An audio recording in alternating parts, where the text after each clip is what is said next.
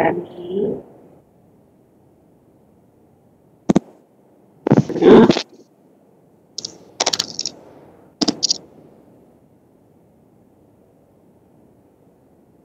Vous avez ici la série de la diode.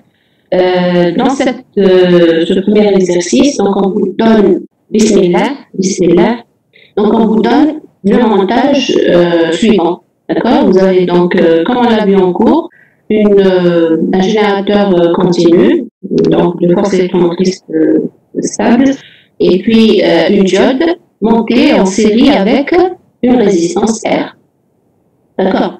Alors, si vous avez revu votre cours, eh bien, vous voyez bien que c'est un montage qui permet la polarisation de la diode. D'accord? C'est un circuit de polarisation, c'est-à-dire pour déterminer les coordonnées du point de fonctionnement de la diode. Comme je l'ai dit en cours, la diode, c'est un composant non linéaire.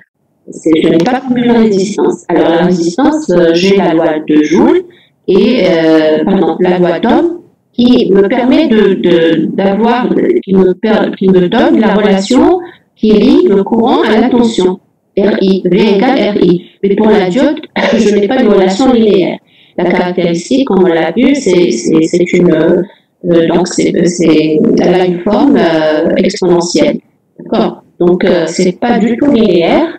Et on veut, pour simplifier les calculs, on doit trouver une solution. Alors, la première solution, et c'est une méthode efficace qu'on a trouvée pour déterminer la tension au bord de la diode et le courant qui circule, eh bien, c'est la méthode de la droite de charge. La méthode de la droite de charge. Alors, cet exercice, justement, on entame cette étude.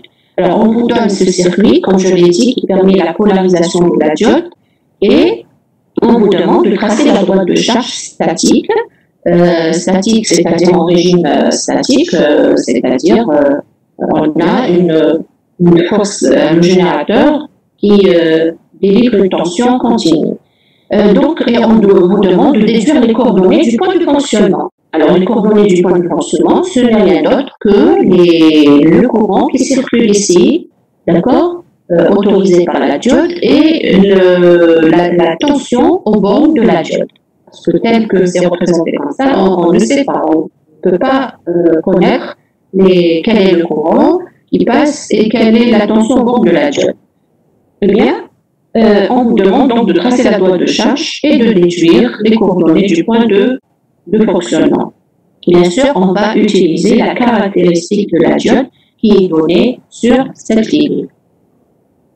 Voilà. On vous a donné la caractéristique lorsque la diode est polarisée en direct, uniquement pour les tensions positives. D'accord? Voilà, comme vous voyez, c'est une courbe de forme exponentielle, c'est-à-dire la fonction en exponentielle. D'accord? Bon, alors qu'est-ce qu'on fait nous pour déterminer donc cette droite de charge, etc. Eh bien, voilà, je vais vous présenter donc maintenant la solution. J'arrête ce partage et je partage maintenant la solution donc, de l'exercice.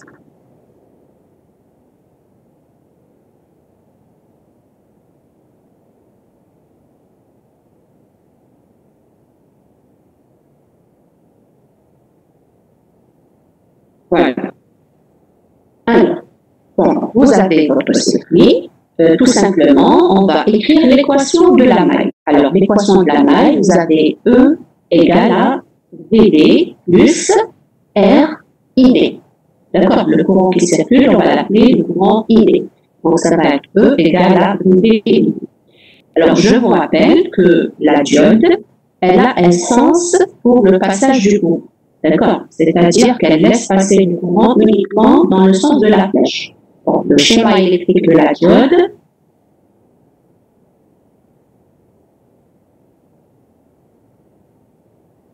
Donc, le schéma électrique de la diode, c'est celui-là. Pratiquement, comme vous voyez, vous avez une flèche. Alors, la flèche, c'est le sens du courant, d'accord? Parce que c'est le sens direct du courant. Donc, dans le sens opposé, le courant, la diode est bloquée. Donc, le courant ne peut passer que dans ce sens, dans le sens de la flèche. Elle se comporte comme un récepteur, donc, comme pour la résistance, la tension est dans le sens contraire au courant. D'accord?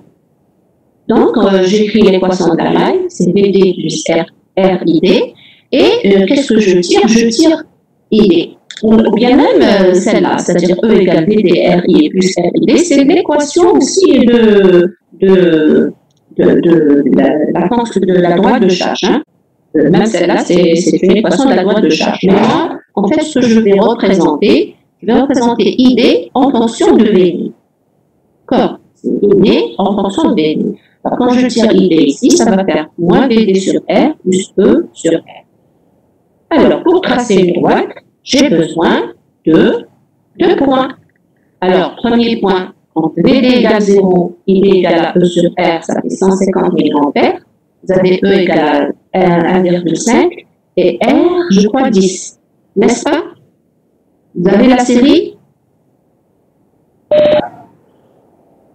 Hein?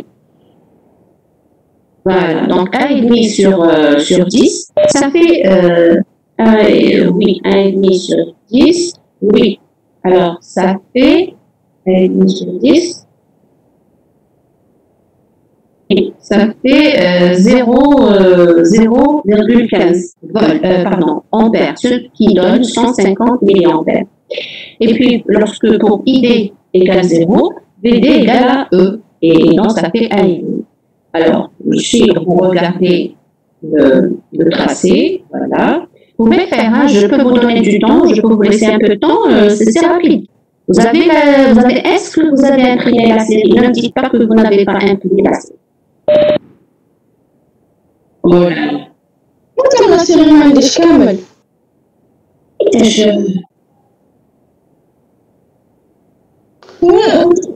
الدوكيومون وين بعتيها إيمان؟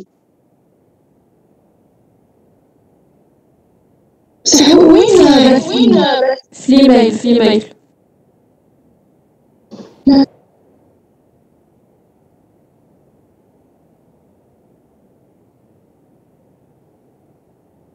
ما لحق لي حتى ميل. معلش mademoiselle Agrami. Bon, je suis désolée, vous n'êtes pas la déléguée, vous n'êtes pas censée faire tout ça. D'accord. Mais معلش, comme les délégués ne font pas leur boulot, donc c'est par humanité, je te demande de transmettre. Je sais que tu transmets toujours, je sais. Mais peut-être que c'est mal. Tu n'as pas mentionné que c'est-à-dire le document attaché, il comporte telle et telle chose. Il faut noter. D'accord. Voilà, il faut juste noter, voilà, le document, les fichiers attachés. Donc, ils contiennent et la série et les solutions et même le devoir corrigé, je vais envoyer si vous avez remarqué. Voilà, c'est tout. Donc, mademoiselle Dahdour, c'était pas noté, c'est tout. Donc, elle a envoyé, mais c'était pas noté. Donc,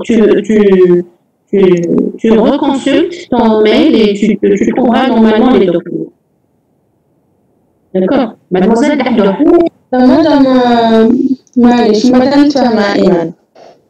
Mais normalement, ce sont des délégués. Moi, j'ai envoyé aux délégués qui sont, pour le moment, à ma connaissance, c'est mademoiselle Melek Senga et monsieur, comment il s'appelle, Shaki, ou quelque chose comme ça.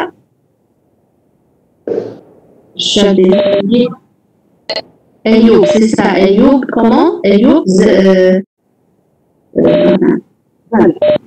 Zekiri, c'est ça. Donc, Ayoub, ils ne font pas leur boulot apparemment. D'accord? Donc, c'est normalement à eux d'envoyer, d'expliquer aux étudiants. Donc, mademoiselle Agami, je te demande de transmettre et de noter pour les gens qui veulent travailler. D'accord? Merci à toi. Voilà. Alors, qu'est-ce que je disais? Voilà. Donc, j'aurais aimé que vous ayez la série pour que C'est bon, Yannick. désolé, Iman, non, merci. Voilà. Donc, alors, si vous, normalement, la série, vous l'imprimez, d'accord? Vous l'imprimez, surtout dans ce cas, parce que vous devez tracer. Vous devez tracer. Et si vous voulez apprendre, il faut y aller imprimer, tracer, déterminer, etc. C'est ce que j'ai fait, moi. D'accord? Il faut que vous le fassiez. Donc, je vous demande d'imprimer la caractéristique et de tracer comme je le fais. Donc, moi, en tout cas, je vous explique. Et si vous n'arrivez pas à comprendre, bien sûr, vous pouvez intervenir à n'importe quel moment. Vous n'êtes pas nombreuses. Donc, au contraire, ça me fait très plaisir. Alors, regardez. Comme je l'ai dit, on a tracé, on a dit pour VD égale 0, alors ID égale, regardez, je remonte. Alors, pour VD égale 0, pardon, ID c'est 150. Pour ID égale 0, VD égale à 1,5. Regardez ici.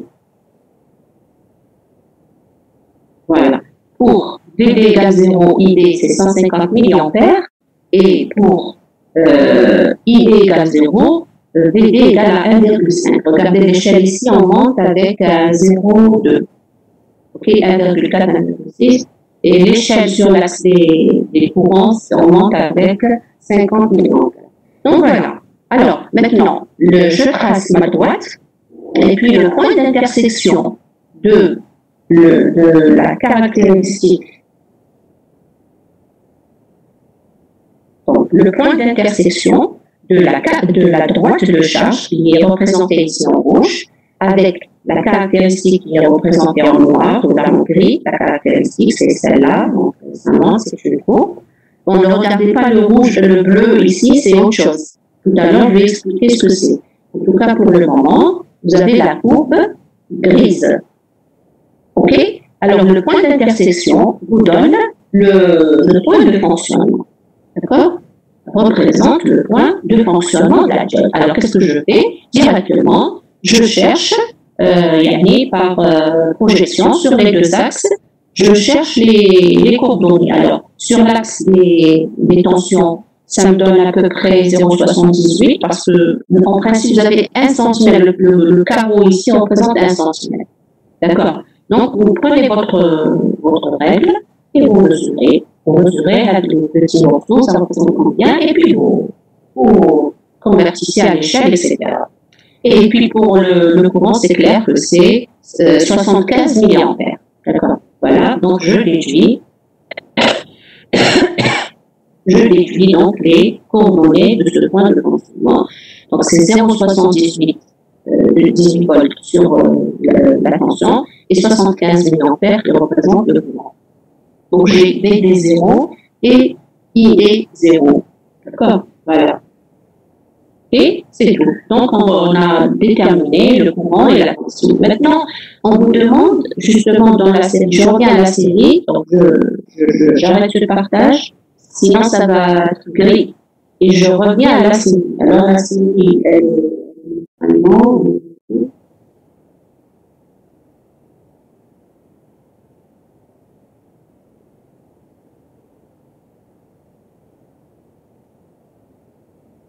Je reviens à la série.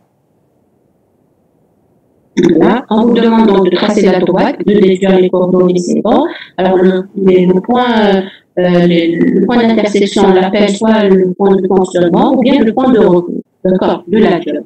Ensuite, on vous demande de déterminer graphiquement la résistance dynamique R de la diode et la tension seuil DS. Et on vous dit d'utiliser l'approximation linéaire. Alors, pour RD, la résistance dynamique, on la détermine en régime dynamique. D'accord? Mais pour la tension seuil, on peut la déterminer maintenant parce que c'est simple. Pour la résistance dynamique, on la laisse en régime dynamique. Alors, je reviens maintenant à l'exercice. Donc, j'arrête le partage et je reviens à la solution de l'exercice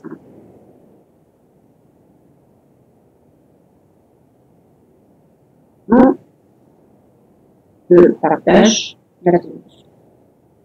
Donc, comme je l'ai dit, je peux représenter maintenant la tension seuil de la diode.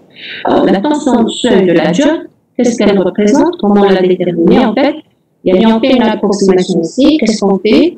Regardez bien ici remarquez bien que la caractéristique de la diode, donc elle a une forme exponentielle, et pour des tensions supérieures à une certaine tension, on a presque une droite. D'accord? Donc, il y a des variations linéaires ici. Et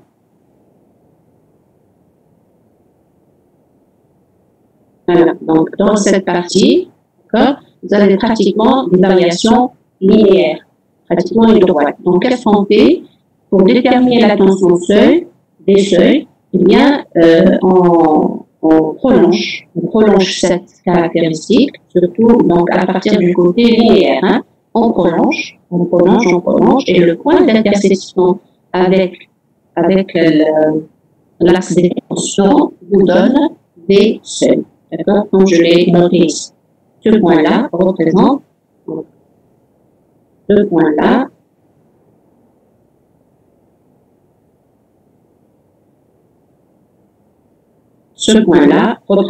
la tension seuil de la diode. Ça représente quoi la tension seuil? C'est la tension à partir de laquelle la diode devient passante. D'accord? Parce qu'au-dessous, elle est bloquée. Bloquée. Donc, même pour des tensions positives, hein, mais c'est-à-dire par exemple à 0,2, elle est bloquée, à 0,4, elle est bloquée, à 0,6, elle est bloquée. Mais quand ça atteint les zéros pour nous, là, c'est moins, d'accord? Mais c'est une approximation pour la déterminer à partir de la caractéristique, d'accord? Donc, on prolonge ici, et puis on obtient 0,65 volts, d'accord? Vous savez que pour le silicium, c'est entre 0,6 et 0,7. Et pour le germanium, parce que ce sont les deux éléments les plus connus comme semi-conducteurs utilisés, pour le germanium, c'est entre 0,3 et 0,35. Ou là, 0,4. C'est une plage, donc c'est-à-dire, c'est compris entre toutes ces valeurs-là. D'accord? C'est très faible à la mondiale. Bon, on fait ceci, donc on prolonge la partie linéaire et on trouve notre tension. D'accord? Ça, c'est pour le silicium. Bon, est-ce que c'est clair pour cet exercice? Très bien. OK. Alors, on passe pour les autres aussi. Mademoiselle Dardour, mademoiselle Yadi. C'est clair, madame. OK. Alors, on passe maintenant à l'exercice 2. D'accord? Donc, j'arrête le partage pour ne pas superposer deux partages en même temps. Sinon, vous aurez des choses. Et je partage maintenant la série. Mais avant, il faut l'ouvrir. Voilà. Mais, je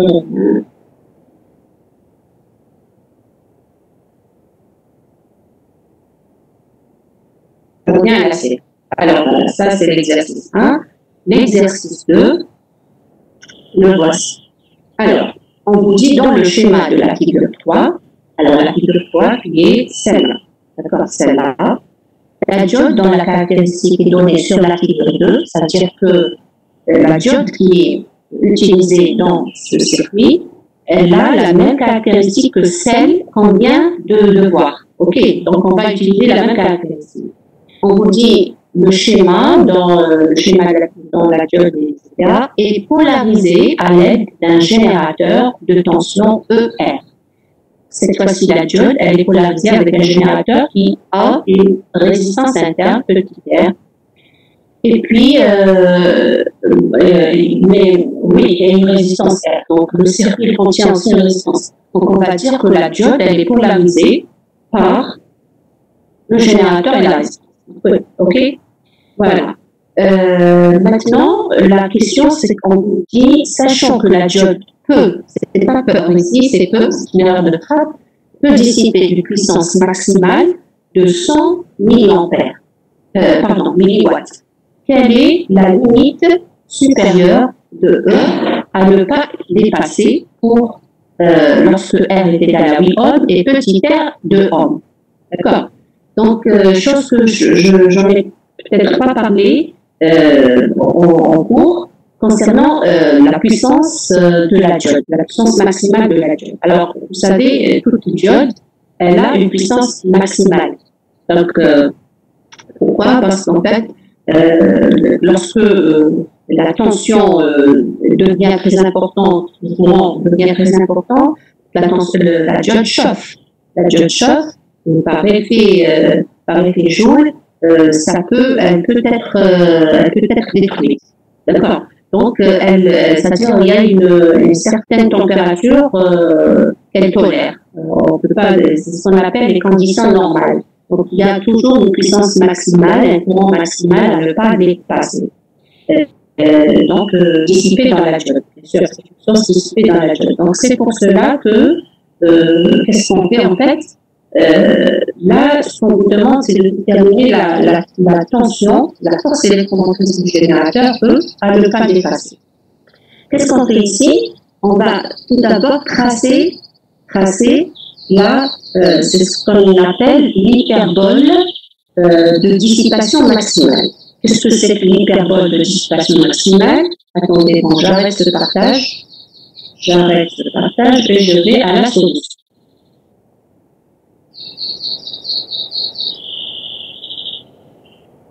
Voilà. Donc, l'hyperbole de dissipation, ce n'est rien d'autre que lorsque vous tracez, on trace sur la caractéristique, on trace ID en fonction de VD, tenant compte de la puissance maximale. Alors, PD max, on nous l'a donné, c'est 100 milliwatts. Je vais tracer une courbe qu'on appelle courbe de dissipation maximale. Donc, PD max, c'est 100 milliwatts. Je donne des valeurs pour VD et je déduis les valeurs de ID en utilisant bien sûr cette expression. Ah, je n'ai pas encore partagé.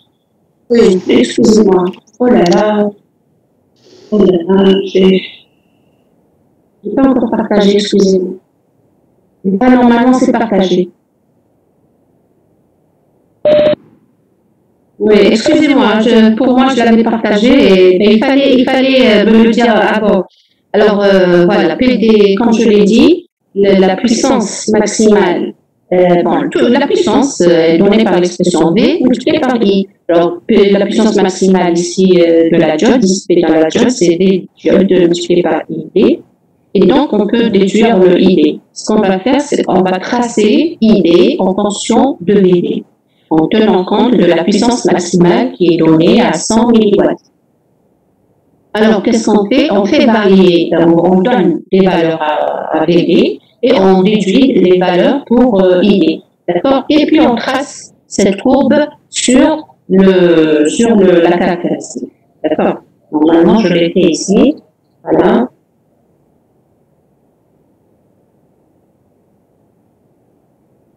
Voilà. Alors, ce que vous voyez ici au crayon, attendez, je vais annoter.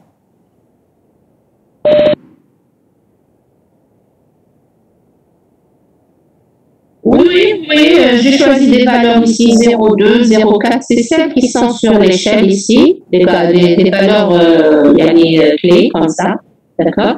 Et puis, vous pouvez donner des valeurs au courant pour déduire la valeur de la constante. Il y a une relation. Comme par exemple pour 400 ici. J'ai donné, donc j'ai fixé le courant, d'accord? Je l'ai pris à 400 et j'ai déduit la valeur pour la tension. D'accord? C'est-à-dire, et vice-versa, vous pouvez jouer sur les deux. Donc, ça a quelques valeurs pour juste tracer cette courbe de dissipation. Alors, vous voyez toute la région qui se trouve donc là, d'accord? Bon, je sais pas si c'est clair. Toute la région qui se trouve à droite par rapport à cette courbe, d'accord? Il faut pas qu'on arrive à cette région. C'est-à-dire, il faut l'éviter, d'accord? Il faut pas prendre des courants qui sont supérieurs à il ne faut pas qu'on ait des tensions supérieures à assez tension. Et pour éviter cette région, donc on peut travailler, c'est-à-dire la diode,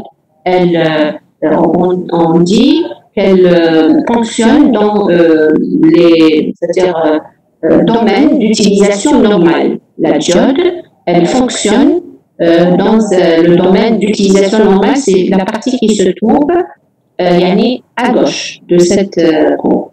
Et en fait, nous, ce qui nous intéresse, du moment que nous avons la caractéristique, donc le point d'intersection de cette hyperbole avec la caractéristique, nous détermine le courant maximal à ne pas dépasser et la tension maximale aussi à ne pas dépasser.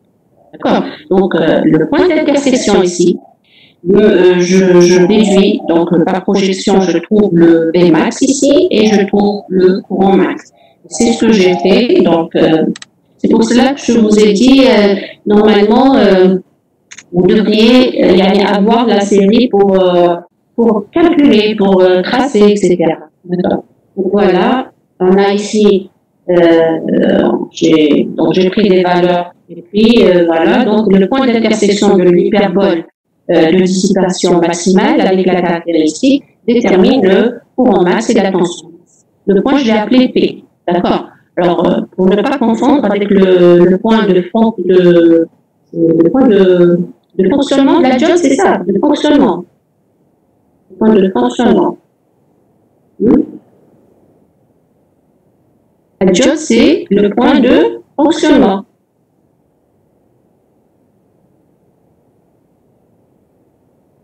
Est-ce que vous êtes avec moi? Voilà. Donc, oui. Voilà, c'est Q. Et le point maintenant qu'on vient de déterminer, qui représente le point d'intersection de la droite de l'hyperbole de dissipation maximale avec la caractéristique, c'est P. D'accord, je l'ai appelé P. Alors, je déduis donc les coordonnées graphiquement. J'ai trouvé 0,85 pour BD max et 115 mA pour ID max. Donc, c'est deux compteurs à ne pas dépasser pour rester dans le domaine d'utilisation normale de la diode. Alors maintenant, qu'est-ce qu'on nous a demandé? On nous a demandé quelle est la force électromotrice du générateur, d'accord, à ne pas dépasser. Donc, dans ce cas, je vais juste remplacer ici le courant dans l'équation de la maille, le courant par ID max, qui représente donc, comme je viens de le dire, le point d'intersection, le port de la coordonnée du point d'intersection, et VD max. Alors, en injectant ces deux valeurs ici, je trouve E max, c'est 2 volts. Donc, dans le circuit, je ne dois pas dépasser, je ne dois pas prendre une force électromotrice supérieure à 2 volts. Sinon, il y a un risque de détruire la diode. D'accord? Là, ça chauffe beaucoup et donc, je risque de la détruire. Alors, maintenant, la deuxième question, je reviens donc j'arrête ce partage et je reviens à la série qui est là. D'accord. Alors, je reviens maintenant, je vais partager la série. Oui, d'accord. Voilà.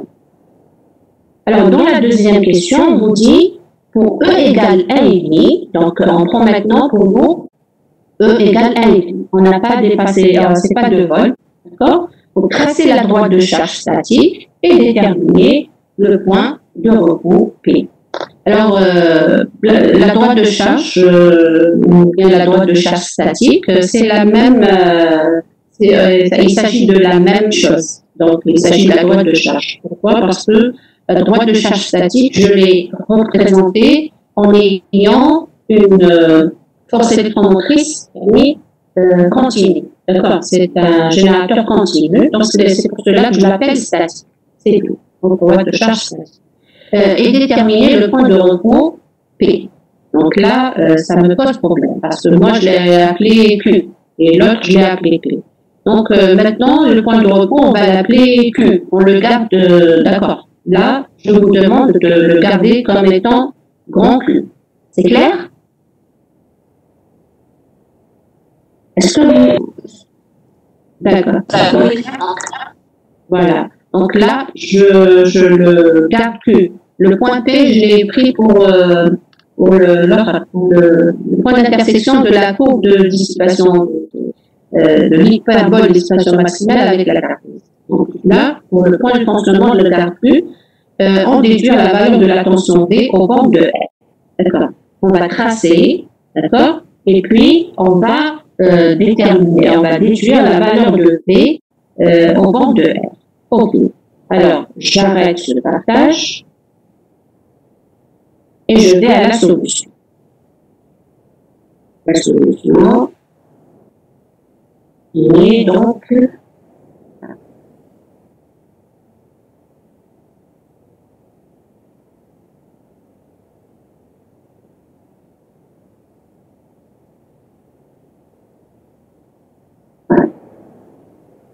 alors maintenant, pour E égale 1,5, la droite de charge, ce que j'ai remarqué, c'est qu'elle est identique à celle de l'exercice 1. Alors pourquoi? Regardez, l'équation de la maille, l'équation de la maille, alors je ne l'ai pas écrite, l'équation de la maille, vous pouvez prendre une feuille, un stylo, vous écrivez avec lui. L'équation de la maille, c'est quoi? E égale, alors, j'attends, je vous entends. Donc, petit r plus grand R ID plus Z, très bien. Et si vous vous rappelez de l'exercice 1, on n'avait pas petit r et on avait grand R, c'était quoi dans l'exercice 1? E égale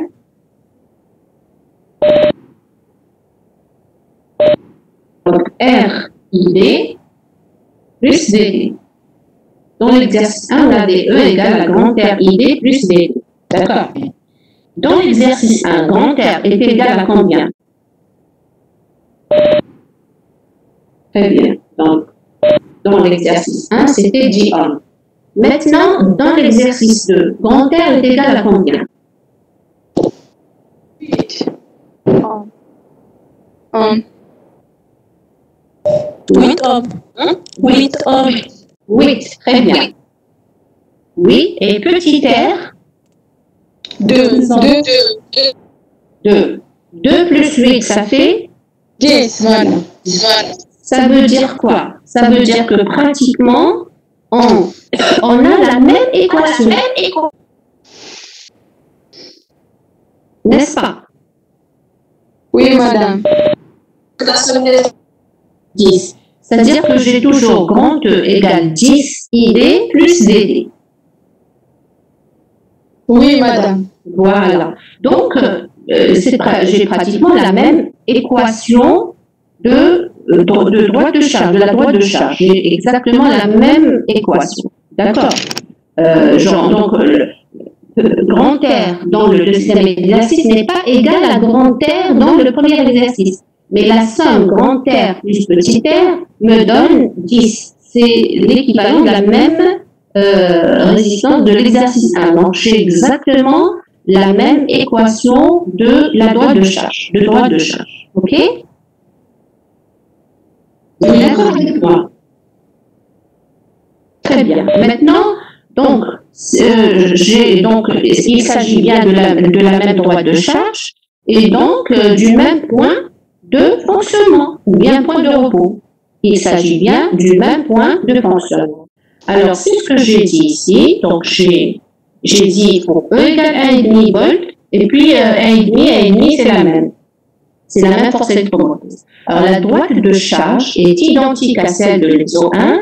Il s'agit donc du même point de fonctionnement, c'est-à-dire celui-là. Alors, les coordonnées, je vous rappelle que c'était 0,78 volts pour VD, on peut les appeler VD0, et 75 milliampères pour ID0. On peut l'appeler ID0. On leur affecte l'indice 0. Maintenant, la question c'était déterminer la tension V aux bornes de grand R. Alors, grand R, c'est 8 ohms, n'est-ce pas? Et ID, alors ID c'est ID0, c'est 0,075 ampères. OK?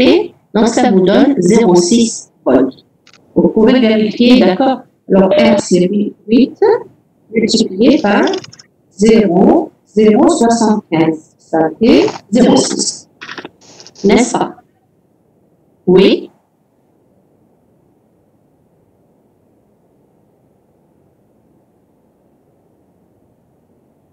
De la même façon, graphiquement, on vous donne, d'ailleurs, je vais représenter encore une fois, regardez, il est là. De la même façon, c'est-à-dire, vous avez l'équation, vous écrivez l'équation de la droite qui est E égale à petit r plus grand R ID plus VD.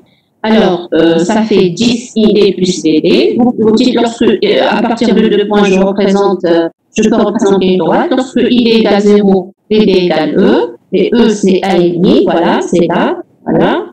Et pour, de la même façon, comme on l'a fait pour l'exercice 1. D'accord. Exactement de la même façon.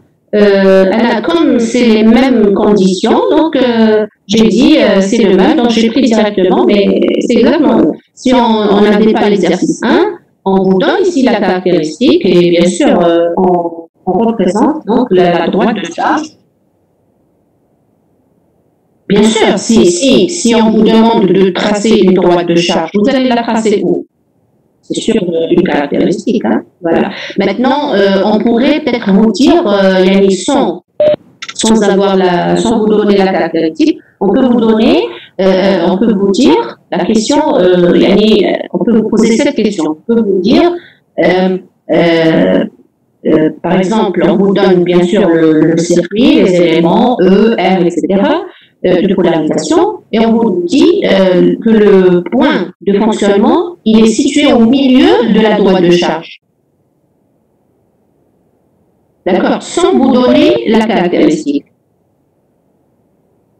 Si je vous dis qu'il est placé au milieu, vous pouvez déduire le milieu. Vous allez faire donc 150 ici sur 2, et ici 1,5 sur 2, et vous aurez les coordonnées. Donc, ça dépend de l'exercice. Alors maintenant, oui. La caractéristique et le graphe, tu as un graphe, je donne non. La caractéristique représente les variations de ID en fonction de VD. D'accord, madame, la question est de